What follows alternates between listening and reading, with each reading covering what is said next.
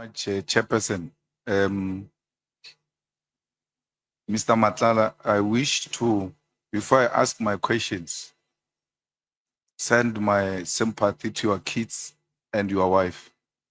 Thank you so much. Because no one, even a hardened criminal, must have police coming into their house and making their kids to sleep on the floor.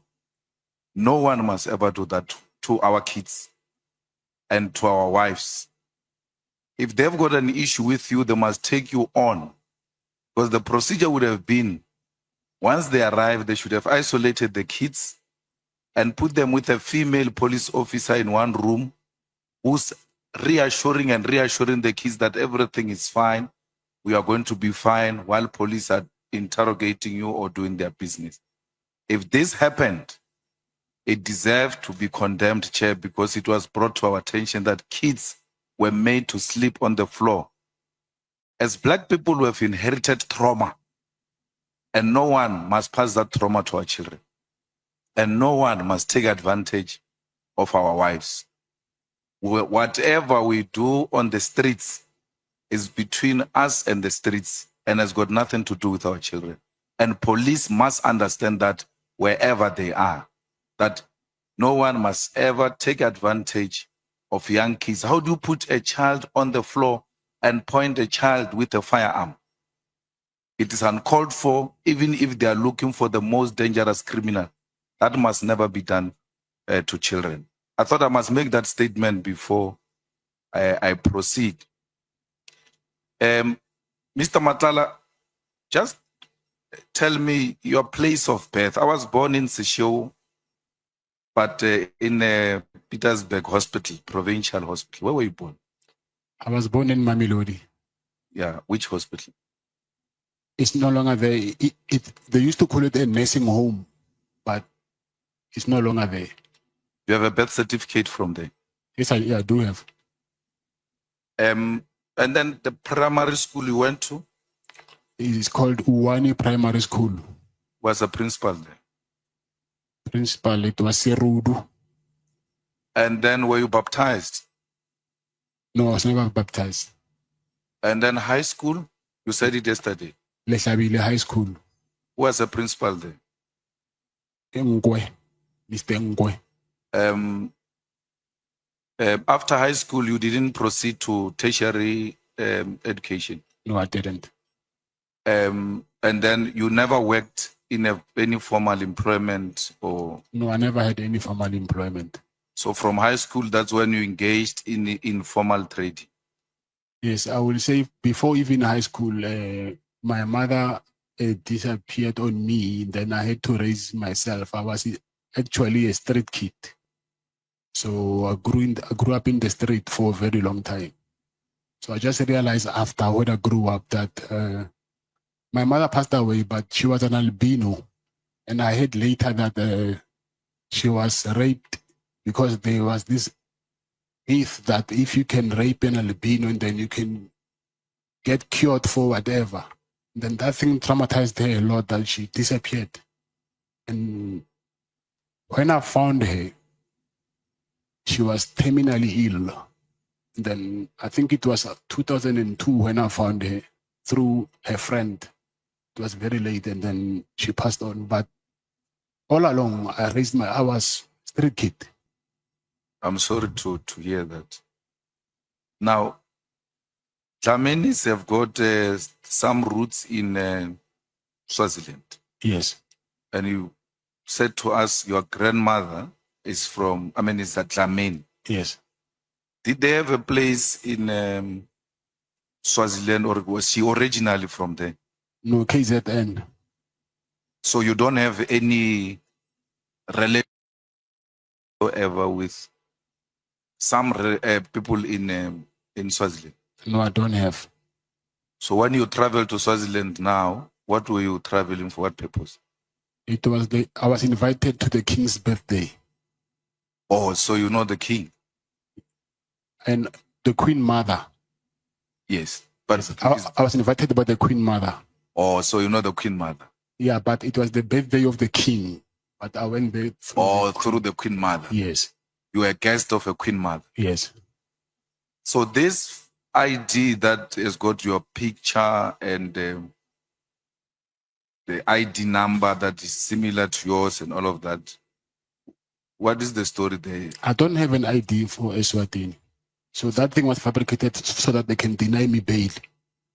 Yes, but in the judgment of the appeal or something, it looks like that judge Judgment. didn't consider that as the grounds that must be used to deny you bail, because he says police did not produce the original ID, Yes. if I'm not wrong. Yes, on the judgment, they said that I've traveled to Eswatini using that fraudulent ID, but which is, is impossible. You cannot pass a border with an ID. That thing is not a traveling document. So they said that. And another thing is, when I came back, unfortunately, they didn't stamp my passport. So they said I've got access to get in and out of the country undetected. Because my wife's passport, my passport, and my protector's passport were not stamped. So it was the overlook of the BMA or Home Affairs, I think. Why did you resign from Medicare? It's because of the allegations that were surrounding me at that time. They said they didn't know by then that she's my sister. They said I gave him a contract to a slave queen. And then also there was these allegations about me, which I did not think that it will be a good image for the company. So I just thought by then, let me just resign and put someone until I clear my name. So why didn't you also put your shares in a blind trust if you didn't want to damage the image of the company? Yes, that's what I did. The shares, that's why I said I still hold the shares. But no, your shares in a blind trust if you didn't want to damage the image of the company. Yes, that's what I did. The shares, that's why I said I still hold the shares. But no,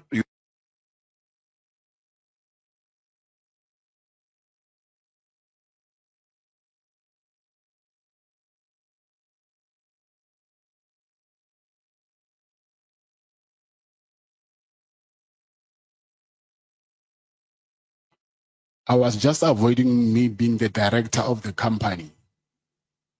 So do you accept that after you wanted to save the image of the company, you put your sister as a director so that you can front her?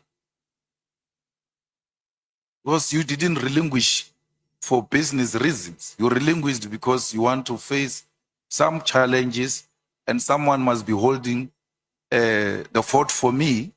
Well, I'm still fighting, but effectively I'm running it. I can call money on it. She can't say anything.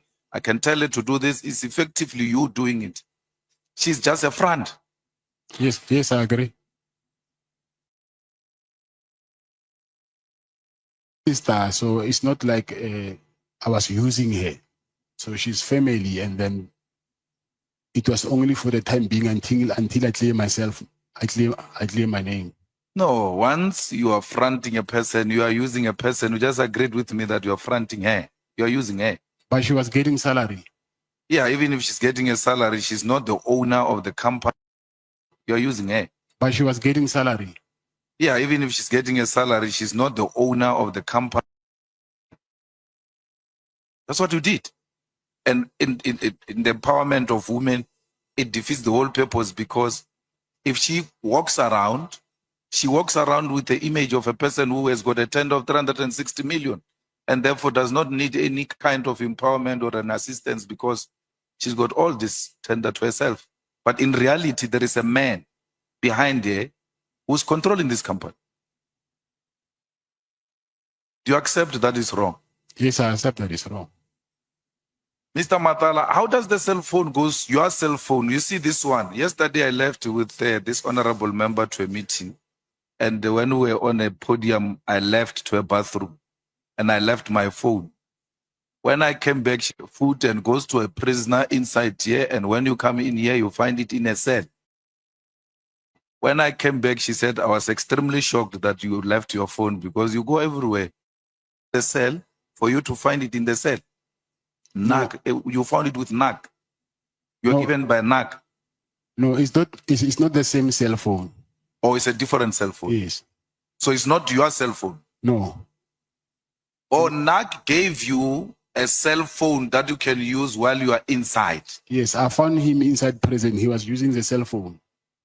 You didn't go with your cell phone? No, no, no, no. So when they found the cell phone, why are they saying it's your cell phone when it is NAC's cell phone?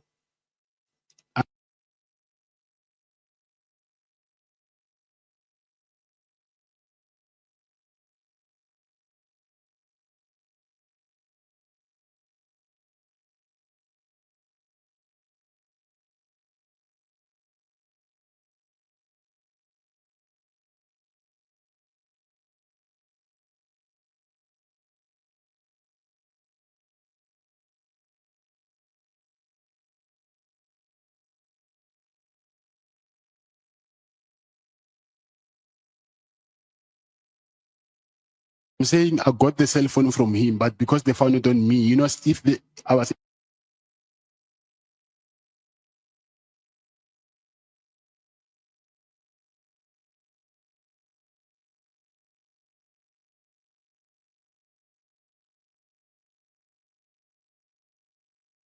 process, there's someone who came to me with that cell phone.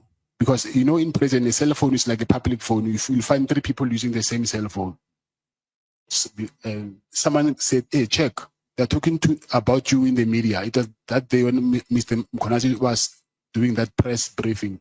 So when I heard that cell phone, that boy left. Immediately, the members of the task force of EST, they came to my cell.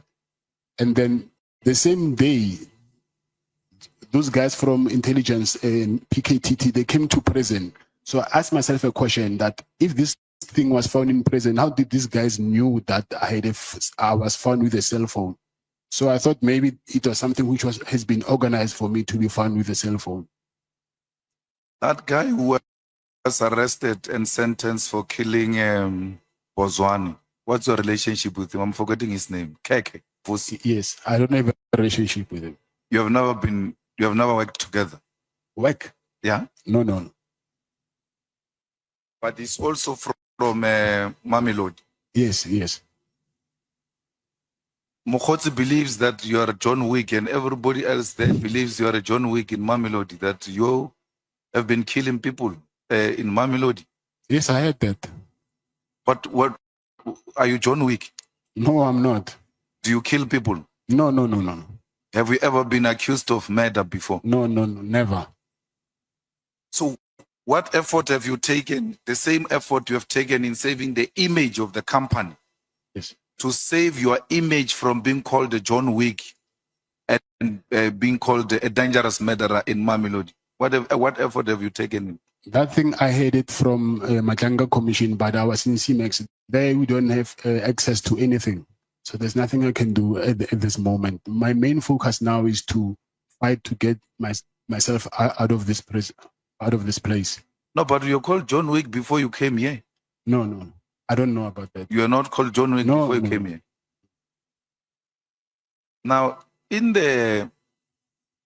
your detail of 14 security or personal protectors, how many are former task force members? It's not task force, it's from the defense, it's special forces. Yeah. Yes. No, I'm asking about the task force, the police task force. Oh, task force is 1. It's 1. And then the special forces? I'll say maybe 8. 8. Yeah. Out of 14. So it's special forces, 8 plus 1 task force. 9. That is paramilitary. It's not VIP protection to have such dangerous, the highest form of defense of the country in one unit. How much does that cost per month? I was paying them 100,000 a month each. Yeah. So what is your personal security detail budget per month? Because remember, it's food, it's petrol, it's convoy, it's hotels, it's all of that. My budget is 2 million. No, you said the security company makes 2 million. You can't budget 2 million. So the whole 2 million, when it gets in, it goes to those people. Yes, but I don't have one company. Oh, so you source from different companies to maintain that lifestyle. I've got a message. You know, Jerry's mom called me and asked me that I must ask you to return her son because she believes very strongly that you kidnapped her son. Yes. And she cries in tears because she says she knows you. And she has given you a plate of food to where you are a child. If we were to talk to her now as she's listening, what will you say to her? I will say that they are misleading her. And I think the people who are misleading her are the people who put me here in prison. Because I think they even went and told this same thing before the mother, to Jerry's wife. So I will say she's being misled because they know very well that I'm the first person who woke up at night there, and then I was the first person who was looking for Jerry everywhere. So when they say I kidnapped her, it's because maybe of my suggestion that rather let's tell the police the truth. And then they were not comfortable with that. And I said to them, it's either we do that or we never find him, because if we don't give them a clue, then how are we going to know how the police are they going to know where he is? So they were emphasizing that we need to save their image, his image. So me and them, we ended up not agreeing on one thing, because even myself, I was tired of looking for someone, but we must lie to the police on the other side. Yeah, but I'm saying I'm given some limited time and I'm allocating it to you. Speak to her. Talk to Jerry's mom. She's listening to you now. She's watching you. Talk to her. Her son has been missing for so long. Yes. And she feels very strongly that you took her son. Yes. The same way they felt very strong that you took AB's wife and AB's son. Yes. So before you speak to AB, speak to Jerry's mom. AB knows that. I think wherever he knows that thing, he knows very well that I've never. No, leave AB. I'm saying, yes. AB, Jerry's mom is watching. Talk to her. I will say, Mama, you know very well, me and your son, we are very, very, very close friends. We've done a lot of things together, traveled together, me and his wife and my wife, and there was nothing that I will do to harm your son. Actually, your son was like a young brother to me.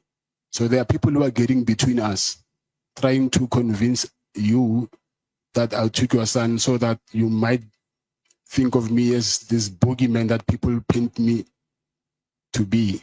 But from the bottom of my heart, I've never and I will never, ever do anything to harm your son or your family. Thank you, sir. I'm sorry. Thank you. Now, did you have a business deal with Jerry in some comfort installing solar system? Yeah, but it was his business. But I'm the one who got it for him. So you worked together, and whatever the money is that you were supposed to transact at that level, yeah, you sorted each other out. Yes.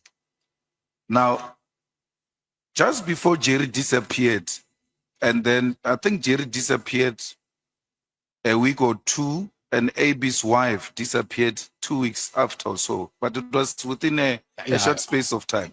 Yeah, I think a week in between or so, yeah. They say Jerry and AB were in your office. You wanted them to do some tender in Limpopo of a CID. You called AB because he had a CIDB 9. Yes. And they both declined to do that business with you. And that's where their problem started. He actually accepted AB, and it was not in Limpopo, it was there in Silverton, where there's a fourth plant. And then he accepted. The thing is, he was supposed to go to a briefing. I think he missed the briefing or something. That's why the thing didn't happen, but he never declined. So now, do you know anything about AB's son and AB's wife? No. But were you not involved in helping them to find the wife and the son? Yes, I was.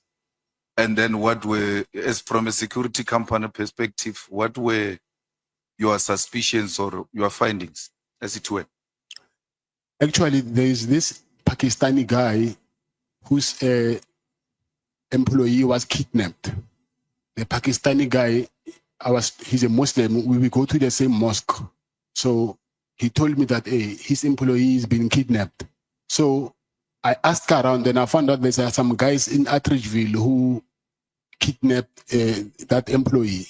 And I took my chances. I just said, called the guy and I said, I know it's you, but I was just testing the waters. Return that guy because we do not want to come looking for you. Luckily, he dropped him off by Church Street at Sasol Garage. Then we found the guy. So now with AB's family, because the guy who kidnapped the Pakistani guy were from Attridgeville. So I said to AB, because you are not far from Attridgeville, I suspect it might be these guys. And I called the guys as well. I said to them, you see now, we're starting, can you please return AB's family? And then he hung up and then he switched off the phone and then he just disappeared. And I just heard that after a while they said, okay, I'm disguising to appear as if I'm helping AB, but I know that I'm the one who's doing this. But I think it was those guys trying to divert their attention. You remember when I started, I spoke about your son and your wife and how they should not be treated the way they are treated by police. Yes. AB's son and AB's wife did not deserve what happened to them. I agree, yes. Especially the son of AB, who will forever be traumatized by those experiences. Yes. And Jerry's wife and children do not deserve to see their father not returning from home, because every sunset they look forward to the return of their father and the father does not come back. Like you growing up without a father, these children want their father, they want to see their father returning. And no one must do that to children and our wives. You agree? With your security experience, do you think Jerry is still alive? I mean, those kidnapping people, if they kidnap you to extort money, for you to give them money, a ransom and all of that. But once they keep you for too long, you become an expense to them because they have to feed you. They have to, if you are sick, medication, accommodation and all of that. Why would they keep you this long when they know that there's actually nothing coming forward? Do you think Jerry is still alive? Not do you know. With your own security experience and your instinct as a friend who says to the mother of Jerry, this was like my younger brother. Something in you should tell you that this guy is no longer there or is still there. Honestly, I agree with you. At some point, he will end up being a liability to his abductors. So I don't think also myself by now that if he's alive, then what are they gaining for keeping him so long and then spending money on him, but they're not getting anything in return? So it's a very hard one to accept, but obviously when you add one and one together, for me, it does not give me, I wouldn't say that these people will benefit anything from keeping him so long. I don't think so. Now, have you been to the farm of the father of Jerry's wife to ask that they pay a ransom of 10 million or anything to that? To the farm? To the farm or to the father? No, to the father. Let's leave the farm. Have you been to the father, like the father-in-law of A? Jerry's father-in-law. Yeah. I mean, Jerry's father-in-law. Yeah. Have you been there and asked that they pay some ransom to these people? No, I've been there, but not to say to pay ransom. Yeah, but what were the discussions between you and the father-in-law? Because the story now is Jerry has kidnapped himself because he wants to extort 10 million from the father-in-law. And to a particular extent, you went to say to the father-in-law, please pay something, because it looks like the father-in-law is well off. He's not well off, but that's what they're saying. So actually, I volunteered to pay 5 million myself. And I said, if you guys can raise 5 million, I'll pay 5 million myself so that we can get him. So I went there to speak to his father-in-law and say, listen, let's go 50-50. I can pay 5 and you pay 5. And he said, if they kidnap me, you must tell them that they must kill me. I will never pay any money. Speak to the Jerry's kidnappers, your younger brother, and plead with them. For sure they are listening.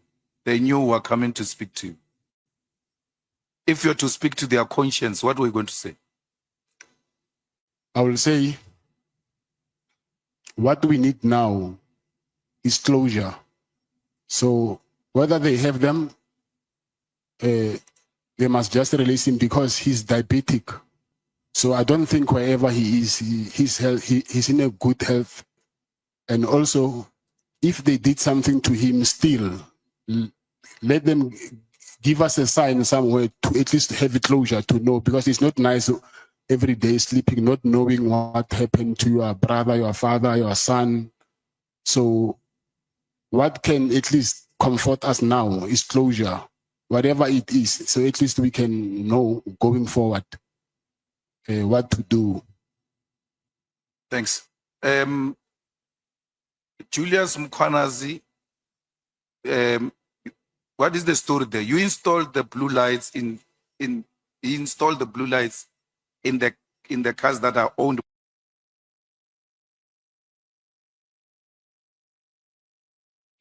Julius Mkhwanazi, what is the story there? You installed the blue lights he installed the blue lights in the cars that are owned. What is the story there? You installed the blue lights he installed the blue lights in the cars that are owned. I donated cars to his to EMPD, to him. So they took them into you. No. But there was a News 24 article that showed a lady saying Mama Cat is taking his kids to school in style, and they were playing with blue lights like they are playing with yo-yo.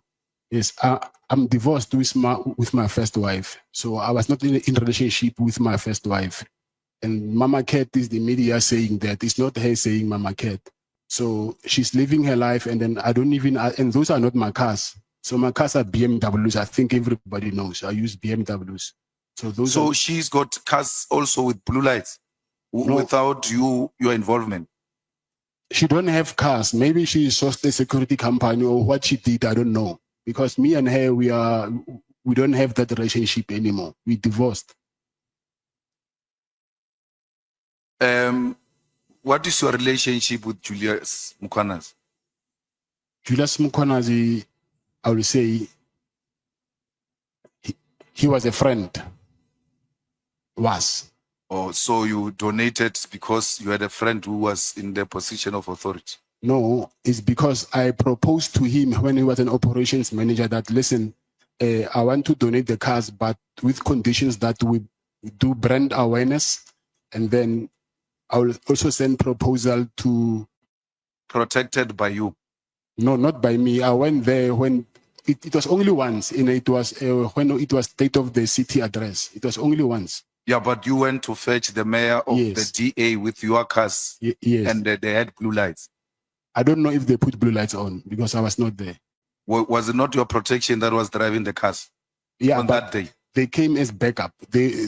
She had her own cars, so they only came. She needed backup. Or the DA mayor needed a backup from you? Yes. How does he need a backup from you when the Metro Police there is even as some sort of a task force? Yeah, sort of. I think Mkhwanazi convinced them that my guys are special forces. Okay. That recording we had about it in the thing there, do you say it's not legitimate? No, it's not.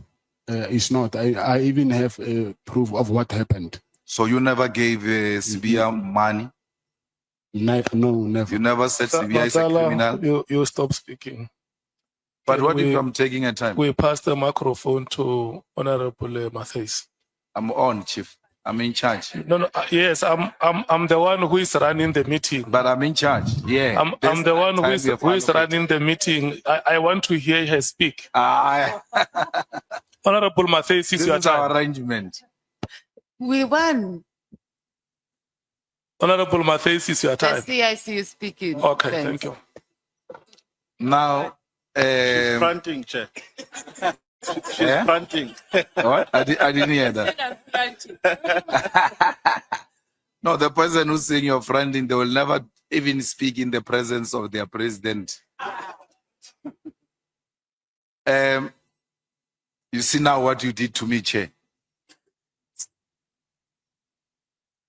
So, the meeting with Mkwanas, if we're to go to Lieutenant General Senona, will he give us or give you a confirmatory affidavit that you actually brought back the report from the guy who was tortured?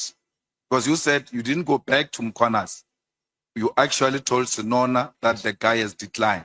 Yes. Is Senona, the head of works in KZN, prepared to depose an affidavit to this committee, confirming that you gave him that feedback and also confirming that he was part of the meeting where Mkwanas made those kind of requests to you?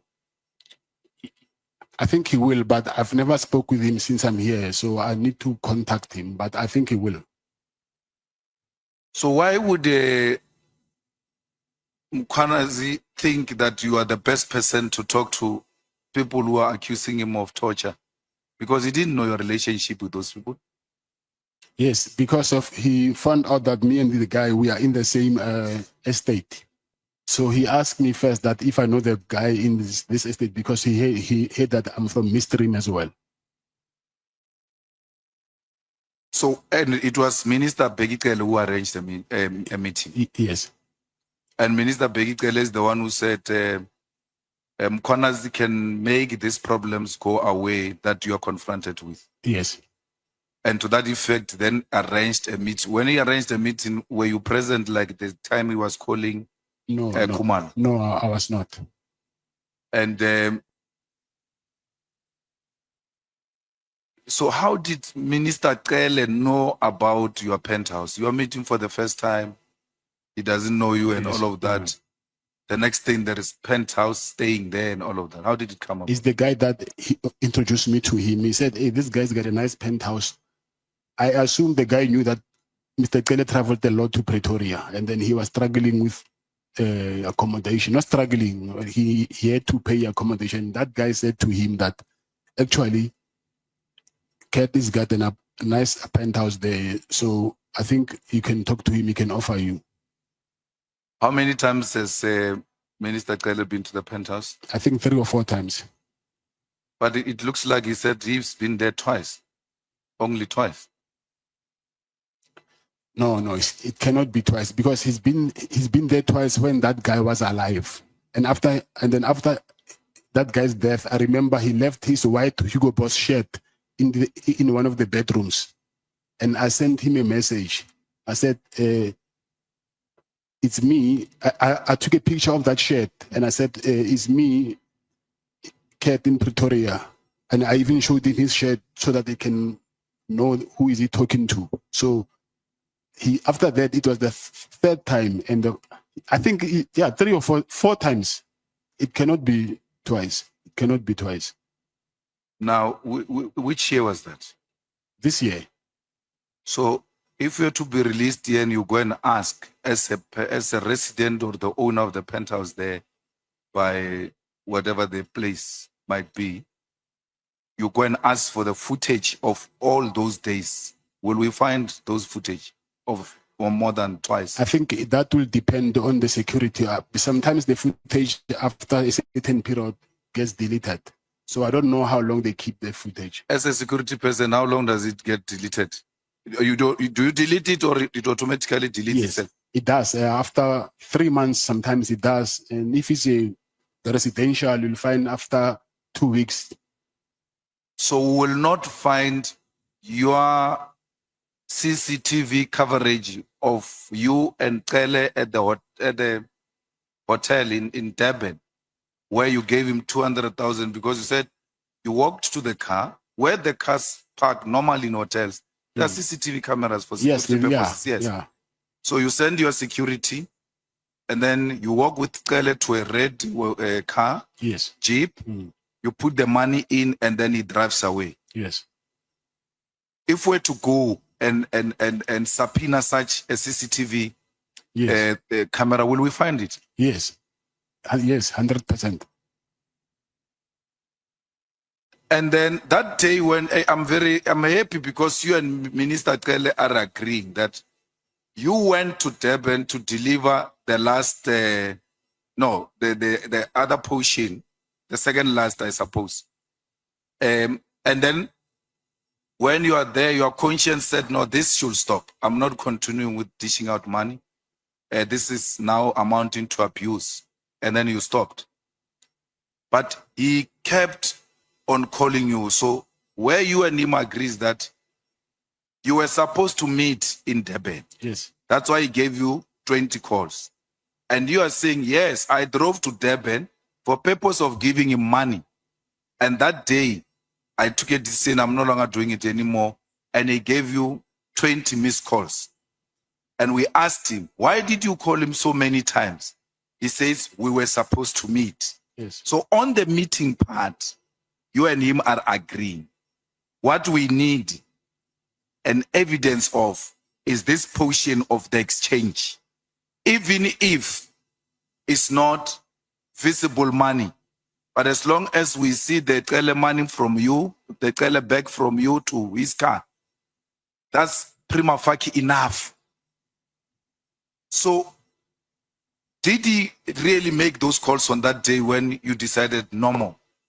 I'm no longer answering his calls. My phone is, even now, is here with my legal team. His missed calls are still there. You can even see them now. And we need some, even if it's Molanyana evidence that demonstrate that you indeed exchanged money, because the problem is that Mabonga is dead. Yes. And the protector that went to fetch the Woolworths bag, is he still alive, and will he be prepared to dispose an affidavit that you send him in the presence of Minister Tele to go and fetch a bag? And obvious, if he's a personal protector, meaning a bodyguard, he will walk with you or behind you as you walk to the car with Minister Tele, and then you putting, will he give us some affidavit? Yes. Yes. I'm worried, Mr. Matlala. 12 cases withdrawn, 1 guilty verdict, 1 not guilty verdict, 1 acquitted. And you've got police around Pretoria here who are sent around as your eyes boys. Why would the police go and fetch a car to... Your story is actually making this the case of that police officer even worse. Because you take a card from your PA, you give it to a police officer. What stops a PA from taking the card to go and buy a battery and bring it to you? Because generally that is the work of the PAs. And here police are being converted into PAs in the absence of the PAs. They're actually being given the job by PAs that they said, I must give you a card to go and do what I'm supposed to do or I'm employed to do. What should we take of this kind of a relationship you have with police?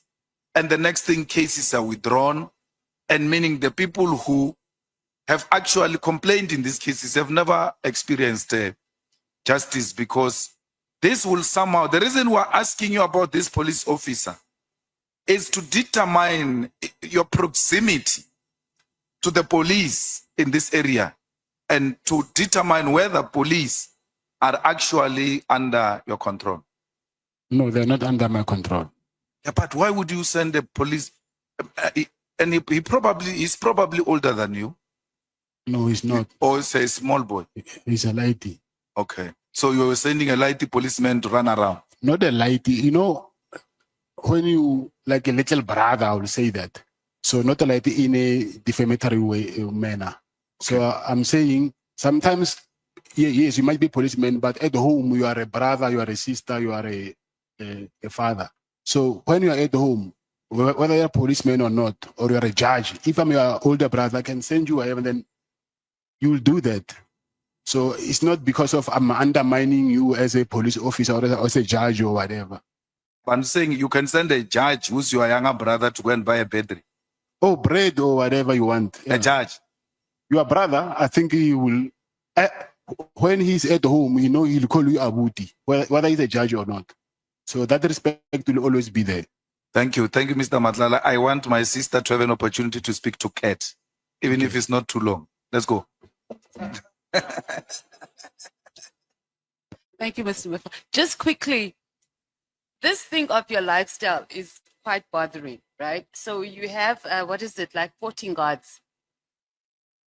You have 14 guards, personal security. Yes. So President has said the expense that just comes with that. You generate, you said you've got like about 2 million that you generate from one of your security companies, but you also have other businesses. Your lifestyle is large. It's large. It's large. 14 guards a day going around. Just talk about the guards. Then you said you've got 9 kids. I'm assuming most of them, if they're still at school, they all go into private school. I'm sure you live in a very huge flash. I'm just talking your lifestyle alone. Does not quantify the amount of income you're saying that you received from your legitimate businesses. So I don't think, and maybe you must talk to it, is that one of your best friends, you've said, is the producer of drugs. How is it that you're not part of selling drugs when your best friend is that? You've just spoken to his mother. His mother has even said he's given you a plate of food. How are you supporting your lifestyle? With my businesses. But there is proof in my bank statements where the money, you can trace where the money comes from. It's not like it's a cash deposit from private people. So you can see that it's this company and then there's an invoice. So you can trace where the money comes from. So you'll be open to having a SIU investigation into your lifestyle to match? They're doing it now as we speak. Okay, so I guess we'll have to wait for that to come. This is also bothering me. So when you're going through passport, do you have special treatment? Because how is it that when you're going through border control, you don't know that passports are not stamped? It's not possible. I'm saying it's an oversight. No, it can't be. There's no way you're there by the passport control. So do you go to passport control or do you sit in the car and you have handlers go through, stamp the passports and then they go through? Because you're there at border control. You sit there and you see, like, you'd know that your passport is not stamped. So, but it's not only my passport. I can... So that's why I'm asking. Yeah. Did you personally go through border control? Yes. Or did you have handlers do it for you and you were standing on the side? The car will park next to the office and then they'll want to see. Obviously, I'm inside the car and then the BG will take all our passports and then the authority will come and then they want to see our faces first before they can compare with the passports. So they do that. So what happened, I really don't know. On both sides, both the South African border side and the Lesotho border side. No, it's only, they've noticed it on the 19th when I went to Eswatini, and when I came back, it does not show me coming back to South Africa. From whose side? Exiting or entering? Because you have to get to... Entering South Africa. I've never seen that. They stamp.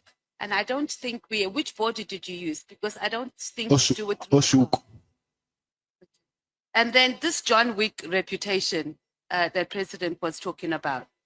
You've just explained on how you have that John Wick reputation. Because when we were talking about the issue about at one of the kidnappings, you said you took chances and you called whoever this person was, I missed the name, and you said, Mr. you Matlala, don't want me to come for you. and the You person stop was talking. released. Stop That's speaking. confirmation of John Wick. Thank you, Chair.